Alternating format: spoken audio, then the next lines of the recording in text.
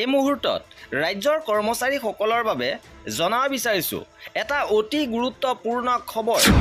কাৰণ কৰ্মচাৰীৰ দৰমহাক লৈ এটা বিশেষ খবৰ এতিয়া সামাজিক মাধ্যমত চৰ্চা চলিছে। চকু কপালত উঠিব আপোনাৰ, কাৰণ অসমৰ কৰ্মচাৰীসকলে যিমান দৰমহা লাভ কৰে ইয়াৰ বিপৰীতে অন্য ৰাজ্যৰ কৰ্মচাৰীসকলে অধিক দৰমহা লাভ কৰে। ৰাজ্য চৰকাৰ কৰ্মচাৰীসকলে কিদৰে অতি কম দৰমহা লাভ কৰি আহিছে আপোনালোকক দেখুৱাব বিচাৰিছোঁ। তুলনামূলকভাৱে গ্ৰেড 3 এমপ্লয়ী এজনৰ ক্ষেত্ৰত অন্ধ্ৰপ্ৰদেশৰ গ্ৰেড 3 এমপ্লয়ী এজনে 43,662 টকা দৰমহা লাভ কৰে, অৰুণাচলত 67,350 টকা লাভ কৰে, কিন্তু অসমত 34,050 টকা লাভ কৰে।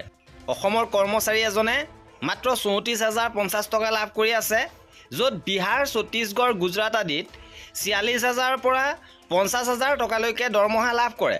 ছত্তীশগড়ত 49,932 টকা, প্ৰায় 50,000 টকা। তেনেধৰণে গুজৰাটতো প্ৰায় 50,000 টকা লাভ কৰে।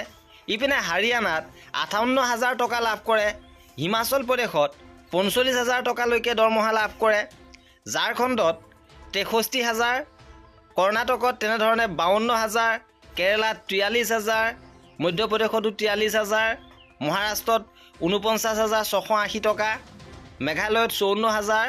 তেনেদৰে মিজোৰামৰ তৃতীয় বৰ্গৰ কৰ্মচাৰী এজনে 44,000 টকা লাভ কৰে, উৰিষ্যাৰ কৰ্মচাৰী এজনে 53,000 টকা লাভ কৰে, পাঞ্জাৱত 48,000 টকা, ৰাজস্থানত 56,700 টকা, তামিলনাডুত 67,350 টকা লাভ কৰে, তেলেংগানাত 51,900 টকা লাভ কৰে, ত্ৰিপুৰাত 43,375 টকা লাভ কৰে, উত্তৰ প্ৰদেশত 67,350 টকা লাভ কৰে, উত্তৰাখণ্ডত 67,350 টকা, ৱেষ্ট বেংগলতো 40,800 টকা লাভ কৰে।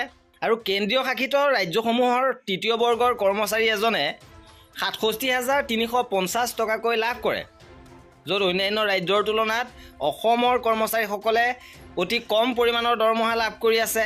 যে অসমৰ তৃতীয় বৰ্গৰ কৰ্মচাৰী এজনে মাত্ৰ 34,050 টকা লাভ কৰে আৰু চতুৰ্থ বৰ্গৰ কৰ্মচাৰী এজনে 25,000 টকাকৈ লাভ কৰে আৰু যথেষ্ট কম পৰিমাণৰ দৰমহা লাভ কৰি আছে।